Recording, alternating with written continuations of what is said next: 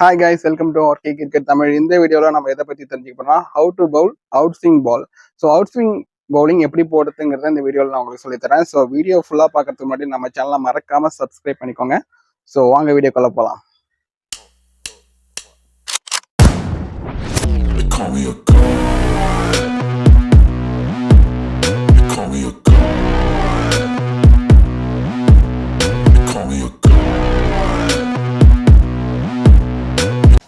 Okay guys, இப்போ out swing bowling எப்படி போடணும் அப்படிங்கிறத இந்த கிளாக்கை வச்சு நான் உங்களுக்கு எக்ஸ்பிளைன் பண்ணுறேன்.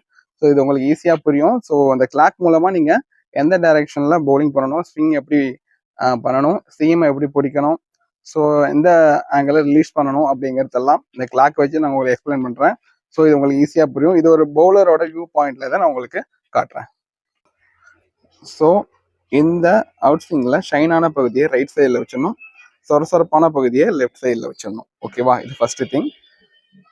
ரெண்டாவது, சீமோட டைரக்ஷன் கிளாக்ல எப்படி இருக்கணும் அப்படின்னா, ஸோ சீமோட டைரக்ஷன் பார்த்தீங்கன்னா கிளாக்ல எப்படி வைக்கணும்னா, அதை வச்சு நான் உங்களுக்கு டைரக்ஷன் சொல்லித்தரேன்.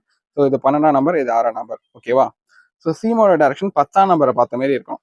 ஓகேவா, நான் இதில் வைக்கணும் பாருங்க, பார்த்தீங்கன்னா தெரியும். ஓகேவா, 10ஆம் நம்பரை பார்த்த மாதிரி சீமோட டைரக்ஷன் இருக்கு. அதாவது சென்டர்ல கிளாக்ல வச்சிங்கன்னா சீமோட டைரக்ஷன் 10ஆம் நம்பரை பார்த்த மாதிரி இருக்கும். ஓகேவா, இப்படி இருக்கணும். பால் வந்து நேராக போடணும். ஓகேவா, ஸோ பால் வந்து நேராக போகணும், ஆனால் 10ஆம் நம்பரை பார்த்த மாரி கிளாக்ல சுழண்டுக்கிட்டே இப்படி சுற்றிக்கிட்டே போகணும். ஓகே, அதை நான் எப்படின்னு சொல்கிறேன். ஓகே, இப்போ கான்செப்ட் புரிஞ்சுதா? ஷைனான பகுதி அவுட் ஸ்விங்க்கு ரைட் சைடில் இருக்கணும். சீமோட டைரக்ஷன் கிளாக்ல 10ஆம் நம்பரை பார்த்த மாதிரி வைக்கணும். சென்டராக கிளாக்ல வச்சிங்கன்னா 10ஆம் நம்பரை பார்த்த மாதிரி இருக்கணும். இப்படி வச்சுக்கிட்டு பாலை இப்படி சுழட்டி விடணும். மெயினாக இந்த சுழட்டி விடுறது சுற்றி விடணும். பால் சுற்றிக்கிட்டே நேராக போகும்போது தான் பால் வந்து அவுட் ஸ்விங் ஆகும். ஸோ இதுதான் இன்ஸ்விங்க்கு அவுட் ஸ்விங்க்கு மெயினான விஷயம். பால் வந்து இப்படி சுழண்டிகிட்டே போகும்போது தான் நேராக போக முடியும்.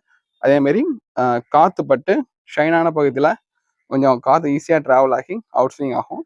ஸோ அதுக்கு என்னன்னு பார்த்தீங்கன்னா, பாலை நல்லா சுழட்டி விடணும். முடிஞ்ச அளவுக்கு சுழட்டி விடுங்க. அப்படி விட்டால் தான் ஸ்பின் ஆகிட்டே போகும்போது தான் நேராக போகும்போது தான் பால் வந்து அவுட் ஸ்விங் ஆகும். அதாவது லெக் சைடில் போய் அப்படியே ஆஃப் சைடில் காற்றுல டிவியேட் ஆகும்.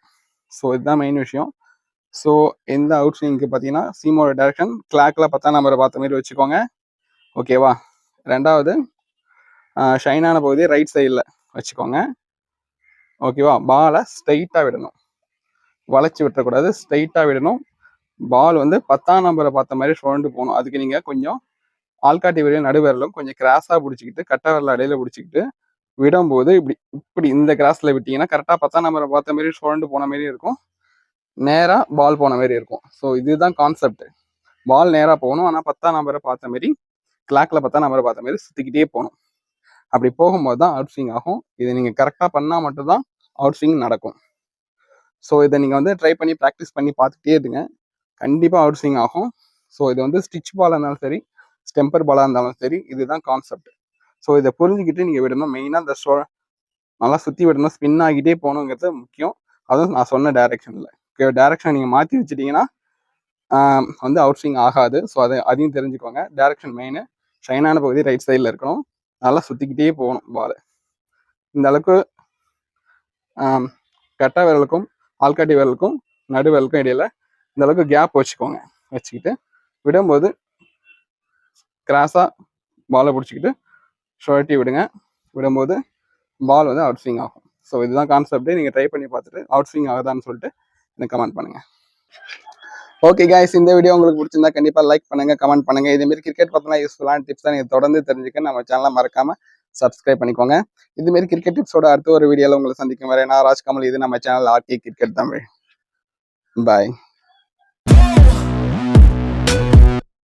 I'm about to go off like a weapon. Fuel to the top, got a filled up engine.